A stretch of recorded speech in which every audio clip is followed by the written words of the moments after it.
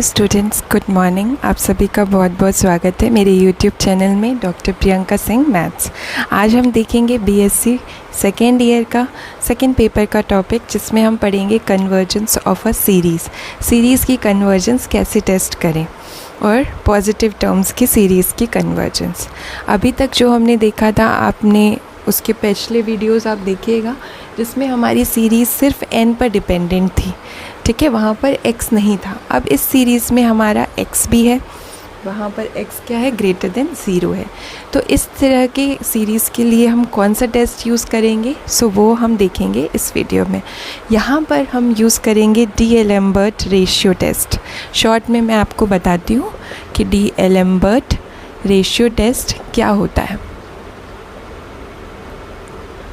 Ratio test कहता है कि हमारे पास अगर सीरीज़ un है, पॉजिटिव टर्म्स की सीरीज़ un है, और हमें लिमिट निकालनी होती है un+1/un की।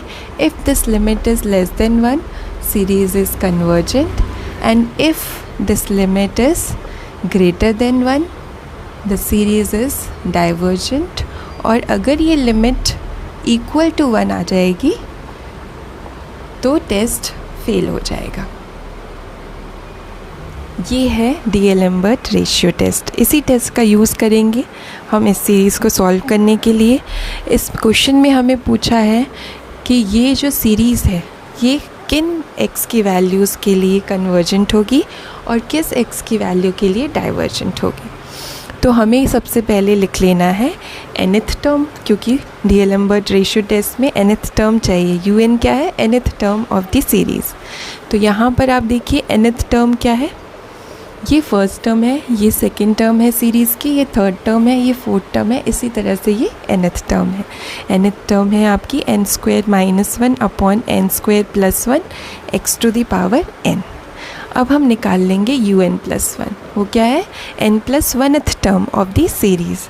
कितना होगा, जहाँ पर n है वहाँ n+1 रख देंगे, तो हमें मिल जाएगा n+1th term of the series. इसको सॉल्व कर लेंगे तो ये होगा n² + 1 + 2n। फॉर्मूला लगाया है हमने यहाँ पर a + b² का, a² + b² + 2ab। इसी तरह से यहाँ भी लगाएंगे फॉर्मूला और हमें मिलेगा, ये कैंसिल हो जाएगा, n² + 2n/n² + 2n + 2 x⁴n+1। ये आ गया हमारा un+1।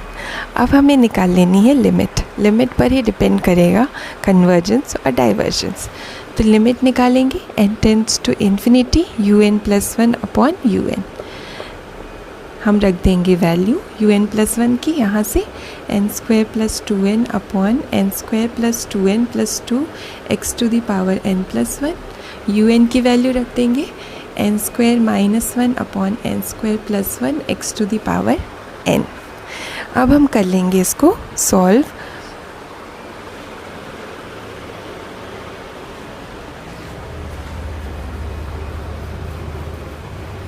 इसको सॉल्व कैसे करेंगे, तो हमें सबसे पहले क्या करना है, जो कॉमन टर्म्स होंगी उनको कैंसिल कर लेना है।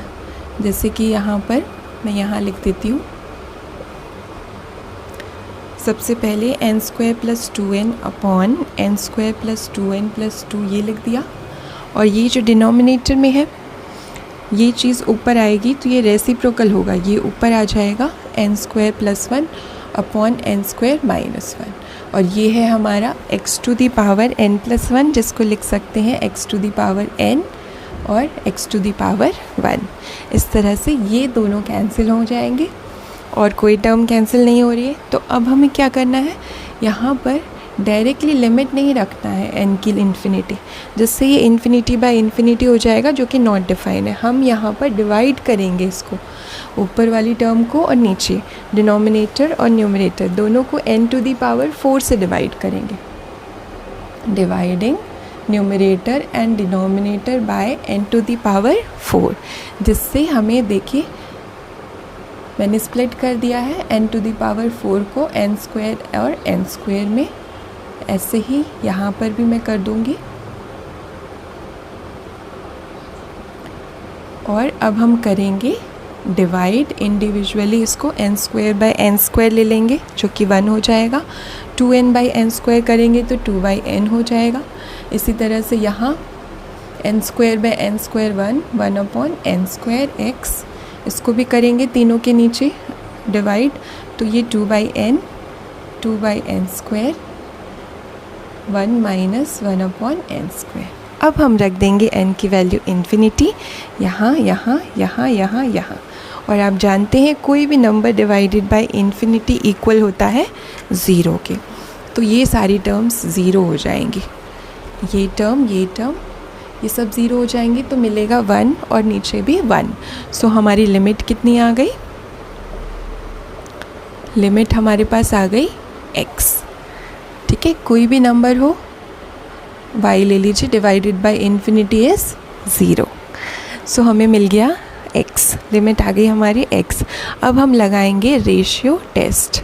रेशियो टेस्ट मैंने अभी बताया था, if this limit is less than 1 the series is convergent. तो लिमिट की वैल्यू कितनी है? x। That means if x is less than 1 this series un is convergent, and if this x is greater than 1 the series un is divergent। यही है हमारा ratio test. और if x is equal to 1 test fails, तो इसके लिए हम दूसरा test use करेंगे। x इक्वल टू 1 के लिए ये सीरीज़ कन्वर्जेंट होगी या डाइवर्जेंट, इसके लिए हम दूसरा टेस्ट यूज़ करेंगे। देखिए, अगर x इक्वल टू 1 होगा तो un क्या हो जाएगा? nth टर्म क्या हो जाएगी सीरीज़ की? ये है nth टर्म। इसमें x की जगह 1 रख देंगे तो 1 टू द पावर n मतलब 1 होता है। 1 को कितने भी बार मल्टीप्लाई करेंगे वो 1 ही रहेगा, इसलिए तो un आ जाएगा n² - 1/n² + 1। अब हम निकाल लेते हैं un की लिमिट। देखते हैं क्या आती है limit. n tends to infinity un हमारा है n² - 1/n² + 1। इसकी लिमिट निकालने के लिए सेम वही प्रोसेस, न्यूमरेटर और डिनोमिनेटर को n² से डिवाइड करना पड़ेगा, क्योंकि डायरेक्टली कि इसको सॉल्व करेंगे तो ये इन्फिनिटी बाय इन्फिनिटी होगा जो कि नॉट डिफाइन होगा।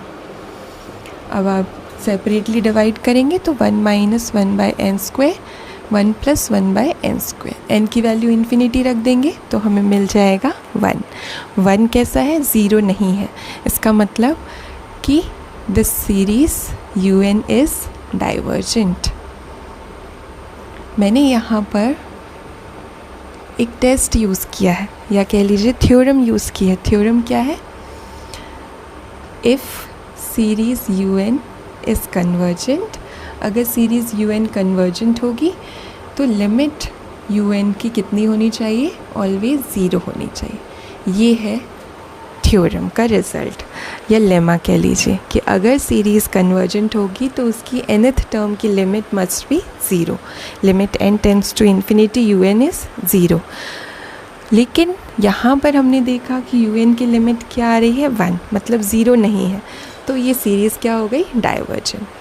अब हमें क्या करना है? इस रिज़ल्ट को ऐड करके लिखना है। देखिए, x लेस देन 1 के लिए सीरीज़ कन्वर्जेंट है, ग्रेटर देन और इक्वल टू 1 के लिए ये सीरीज़ डाइवर्जेंट है। सो आंसर क्या हो जाएगा इसका? अब अगर हम आंसर लिखेंगे तो हो जाएगा for x less than 1 this series un is convergent, and for x greater than equal to 1 this series un is divergent। ये है इसका answer. This is the answer. हमने कंबाइन कर दिया है सिंपल। यहाँ हम देख सकते हैं लेस देन 1 के लिए कन्वर्जेंट है और ग्रेटर देन 1 के लिए इक्वल टू 1 के लिए सीरीज़ डाइवर्जेंट है। तो हमने इन दोनों को ऐड किया तो ग्रेटर देन इक्वल टू 1 के लिए सीरीज़ हो गई डाइवर्जेंट।